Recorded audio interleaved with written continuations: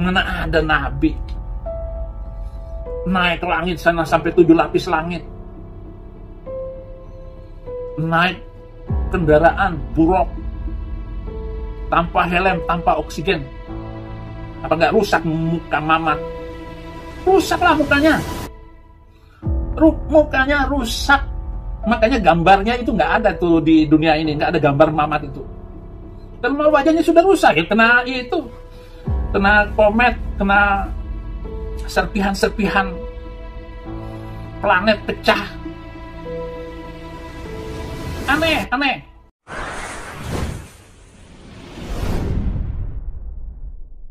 Bakana lan ana sapa Rasulullah sallallahu alaihi wasallam yu ahsanan nasi, api-api manusa apane kholqon bentuk fisike, wa khuluqon dan perilaku sosiale. Kholqon itu bentuk napa? Fisik. Iku namane kejadiane, wa khuluqon itu perilaku sosial utawa akhlak. Jadi Nabi secara fisik ya sangat baik, secara perilaku juga sangat baik. Jadi enggak boleh Nabi kecilnya nyolong mboten mungkin, terus Nabi elek pesek mboten mungkin. Jadi Nabi fisiknya ya ideal, perilakunya ya ideal, baik setelah diangkat jadi Nabi maupun sebelumnya. Wa ahdahum, nah ini dari kata ahda, afal tafdil napa? Afdal. Wa ahdahum lan luweh entuk petunjuk-petunjuk enas. Ya kados azkahum wong paling bersih, ahdahum wong paling entuk hidayat, wa ahdahum lan luweh entuk hidayate manusa ilal haqqi maring dalan hak, turukon apane dalane. Ya jadi wong nak terlalu bersih, wong Arab muni askahum, apa? Kalau terlalu berhidayat, wong muni apa? Ahdahum, apa? Jadi afal tafdil sangka bina nakis, apa? Afal tafdil sangka bina nakis. Ahda farabbukum a'lamu biman wa ahda sabila utawa aska, apa? Aska dan seterusnya. Karena ono apa khuluquhu tindak lampahi Nabi. Akhlak maknane perilaku maknawi, perilaku sosial wong darani akhlak, nak bentuk fisik wong darani kholqon apa? Kholqon. Dadi koyo raimu ngene iki jenenge kholqon. Nak kelakuanem jenenge khuluq. Paham ya? Ono ora paham-paham. Budi pekerti, bingung budi pekerti opo. Karena ono apa khuluquhu apa akhlake Nabi Al-Qur'an. Kena kepen ro akhlake Nabi piye semua ajarannya Quran yaitu perilakunya Rasulullah sallallahu alaihi wasallam. Wasimatuhu tawi watak dasare Nabi al-ghufrana gampang nyepuro. Jadi al-ghufrana itu tetap nasab nggih karena hakikate khobar saking kana napa khobar. Berarti ngene kana khuluquhul Qur'ana wa kana simatuhu al-ghufrana. Jadi al-ghufrana tetap khobar saking kana apa? Kana ana apa khuluquhu al-Qur'ana. Wa simatuhu kana simatuhu al-ghufrana. Ya paham ya? Tapi misalnya ana sing maca al-ghufranu ya berarti wasimatu langsung mubtada mandiri, napa? Mubtada mandiri, al-ghufranu langsung jadi khobar sendiri. Ya itu pilihan. Kayak gini loh ya, di hadis itu semua harokat beda. Di hadis mestinya kayak ra kroso ora tau mikir. Iyyakum wa muhdatsatil umur fa inna kulla muhdatsatin bid'ah. Itu kalau Mbah Mun baca wa kullu bid'atin dolalah. Rata-rata kalau Kiai Alim baca wa kullu bid'atin dolalah. Tapi banyak langsung banting setir, mbok krono alim, mbok krono bodho ora roh, langsung wa kullu bid'atin dolalah. Nah, kalau yang banting setir berarti dia jadi mubtada sendiri. Tapi sebetulnya di semua rata-rata ahli hadis bacanya nasab. Mergo iyyakum wa muhdatsatil umur fa inna kulla bid'atin dolalah ay wa kullu dolalatin finnar. Karena diatafkan ke mansubnya inna, wah. Nah, terus mansubnya inna dibuang, artinya cukup dengan ataf, innanya dibuang, makanya wa kullu bid'atin dolala wa inna kullu bid'atin dolala. Tapi ya boleh saja langsung bawa coba kullu bid'atin. Tapi kira usah debat. Kiai ono sing maca nasab, ono sing maca rafa, malah takok. Oh malah apa? Tak kiai kok takok apa? Kiai kok takok. Mestine ro nek rafa iku berarti mustaqil apa? Mustaqil. Kalau nasab berarti masih fa inna kullu bid'atin dolalah wa kullu dolalatin wa inna kullu dolalatin finnar. Jadi memang ya seperti itu biasanya di kayak ini yang baca wasimatuhu ghufranu ya boleh apa? Wasimatuhu utawi langsung iku al-ghufranu. Nak baca wasimatu al-ghufrana wasimatu wa kana simatuhu al-ghufrana. Paham ya? Tetap mengulang kana apa? Yan sohu nasihati sapa nabi lil insani maring manusa wa yafsahu lan ngekeki kelonggaran sapa nabi fil ihsani ing dalam perilaku apik. Perilaku apik itu ndak ada batasnya. Longgar selonggar longgarnya. Masyhur. Nabi nate ngaji ngeten iki kados kula panjenengan ngaji terus ada pemuda lewat meninggalkan majelis ngaji. Banyak sahabat yang mengatakan, "Wah, celaka betul pemuda itu, ada Rasulullah ngaji kok tidak ikut ngaji." Tapi Nabi dengan enteng ngendikan, pemuda itu ngerawat ibunya, ngerawat keluarganya. Jadi gak ngaji ya bagus. Karena ngerawat keluarga itu bagian dari ajaranku. Itu namanya yafsah longgar. Mana kula nggih niru ngoten. Kula mboten nate mbayangno khole bapak alumni kudu teko ndak harus seperti itu. Misalnya yang di rumah ibu ya gak perlu datang di hallnya bapak, atau lagi golek pekerjaan ya gak perlu datang, atau genjatan ambil istri ya gak perlu datang. Pokoknya husnudon urip itu kudu yafsah fil ihsan longgar. Karena kebaikan itu tidak terbatas.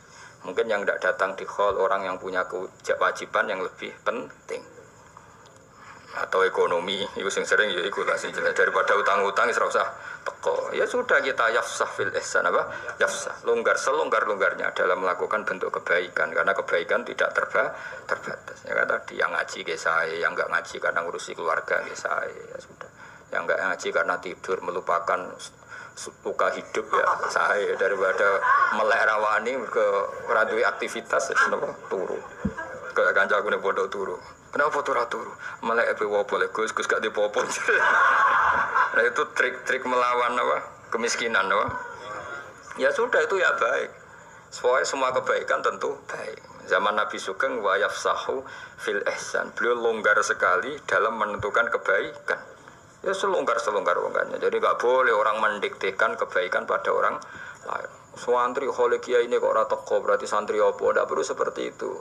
Mungkin dia tidak datang karena masyarakatnya baru bikin masjid, dia ketua panitia, atau ibunya sakit, atau istrinya sakit. Kita tidak pernah tahu kemaslahatan apa bagi dia. Ya sudah, karena kebaikan longgar ya kita ikut longgar. Ojo asobiah kampungan. Mau sing kiai biasa ke sira kiai kok. Sing jembar napa? Jembar. Santri alim ya barokah, bodoh ya barokah, setengah alim setengah bodoh ya barokah. Biro-biro zaman akhir gelem ngaji. Gak penting pahammu, gak penting. Butuh bakat, paham ya butuh apa? Butuh bakat. Ya sudah biasa aja. Wayak fulan gampang nyepuro sapa nabi ani dzambi saking dosa ida kana nalikane ana apa dzambun fi haqqi dalam haqqi nabi wa sababilan sebab nabi. Nabi itu kalau dihujat orang atas nama pribadi, beliau mudah memaafkan. Tapi kalau orang menghujat sholat, menghujat Quran, wah itu marah besar beliau. Karena itu tidak hadzun nafsi. Jadi kamane cara bahasa Indonesia, jika urusan pribadi, Nabi gampang memaafkan. Tapi kalau urusan kehormatannya Allah, Nabi enggak bisa memaafkan. Wa idza du'a nalikane den sia-sia apa hak wa hak ya wa ta'ala lam yakum. Monggo ora bakal jumeneng sapa ahadun niku debi qiyamihi sallallahu alaihi wasallam. Niki ada tasbih yang dibuang. Semua syarah mengatakan ada tasbih yang dibuang.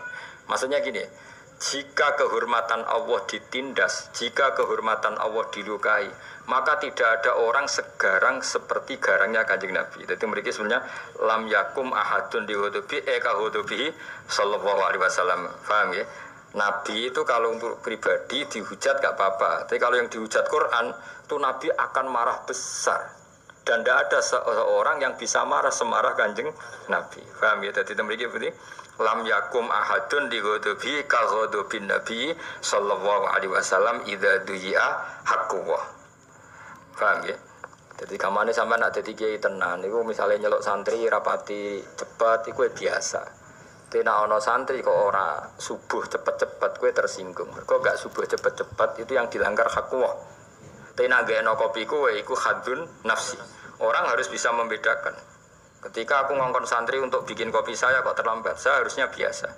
Jadi ketika mereka sering sholat subuh terlambat, saya harus tersinggung karena sholat subuh itu hakwa, hakwa. Sementara bikinan kopi itu hadun nafsi. Aku kayak waras, nah semuanya makome waras, apa? Waras. Ya sudah harus seperti itu, harus dilatih. Nafsu kamu dilatih. Dilatih ben waras maksudnya, cumalah dikembang, apa? Ya jelas ya. Jadi itu ada tasbih yang dibuang mestinya redaksinya bi wa idza du'a haqqu wa lam yakum ahadun di ghadabi ka ghadabihi sallallahu alaihi wasallam. Jadi kamane Nabi mudah memaafkan kalau itu urusan apa pribadi, tapi kalau haqqu yang ditindas atau disepelekan itu Nabi akan marah besar. Dan ketika beliau marah besar tidak ada seseorang yang bisa marah seperti marahnya Kanjeng Nabi. Itu masyhur itu ikhmar wajh, Nabi tersinggung betul. Misalnya Nabi misalnya mulang itu mengajar, khutbah itu kan mengajar dulu. Khutbah itu dibuat cara Nabi untuk mengajar. Beliau sedang nerangkan idah itu kayak apa, tolak itu kayak apa, riba itu kayak apa. Kalau wong dolanan pulpen sepele lah. Bahkan orang yang bilang ke temannya ansit, Nabi ngedikan gue menang. Itu malah disenani sing ngomong. Padahal ngomongnya ngomong baik supaya temannya diam. Makanya Nabi dalam hal ilmu itu paling fanatik. Idza qulta li sahibika yaumal jumati ansit wal imamu yahtub faqat lahul. Masyhur itu kan ada pas Nabi nerangkan ilmu ada yang main pasir. Pasir di garis-garis yang dulu kan nggak ada keramik. Itu Nabi duga betul.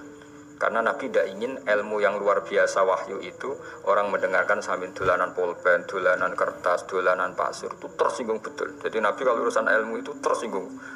Bahkan ketika khutbah kalau orang kajian, menang-menang Nabi ngendikan sing mengingatkan kebaikan pun ini dimarahi sama Nabi. Karena apa? Tetap dia menyaingi ngendikan kan? Apapun niat baiknya ini kan tetap jadi ngendikan tandingan kan? Lho kowe ngandani kancamu ya tetap jadi ngendikan tandingan. Ya sudah harus menang semua. Kalau itu ada yang ngomong salah dibaro, dianggap wong liya. Makanya saya termasuk orang yang fanatik seperti itu. Saya beberapa kali ngajar di sarang, misalnya ada anak terlambat, tersalaman sama saya rata-rata menolak karena nggak fair. Yang datang awal saja nggak saya beri hak salaman, kok yang terlambat malah tak beri hak salaman, itu kan nggak fair. Kan lucu kan, masa yang terlambat malah punya hak salaman. Hal seperti itu harus fanatik. Apalagi yang terlambat itu menyita perhatian yang sudah hadir, itu nggak boleh. Seperti tadi, Nabi ketika khutbah ada orang yang mengingatkan orang lain bilang ansit, itu kan peringatan yang baik. Tapi Nabi mengatakan fakot lahut, kamu salah apa? Jadi itu menunjukkan betapa fanatiknya Nabi kalau urusan ilmu, nggak nerima. Kalau ada orang ngaji nggak fokus itu nggak nerima.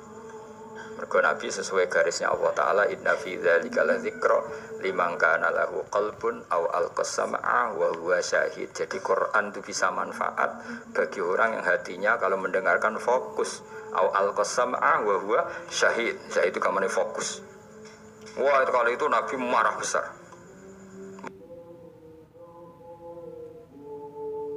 Makanya ngendikane ulama-ulama, wa idza takallama, kalau Nabi sudah hentikan faka'an nama ala ru'usihimut toir, seakan-akan di kepala mereka ada burung yang takut terbang. Jadi sahabat itu meneng-neng, seakan-akan di kepalanya itu ada burung yang kalau sahabat gerak burung itu terbang. Jadi semuanya diam, seakan-akan mempertahankan burung yang takut terbang. Saking diamnya saking diamnya itu ulama bayangkan faka'an nama ala ru'usihimut toir. Karena Nabi tersinggung betul kalau ngendikan ilmu. Bayangkan kan ngendikannya ilmunya Nabi itu kan taruhan surga dan neraka, karena beliau menjelaskan at-thariq ilal jannah, jalan menuju surga, at-thariq ila ridawah, jalan menuju diridani Allah. Kemudian disaingi ana wong kenalan, jenengan saking pundi? Nembe rawuh, kan ngenyak wong. So ngendikane Nabi tentang surga neraka disaingi kenalan. Kenalan bareng ngaji ayo kenal. Ya hal seperti itu, semua awam kadang tidak barokah itu. Jadi sepele tapi itu mengganggu betul. Kan lucu kan, Nabi ini kan ngendikan surga neraka, disaingi kenalan. Kan lucu kan, kriminal besar ucoro zaman.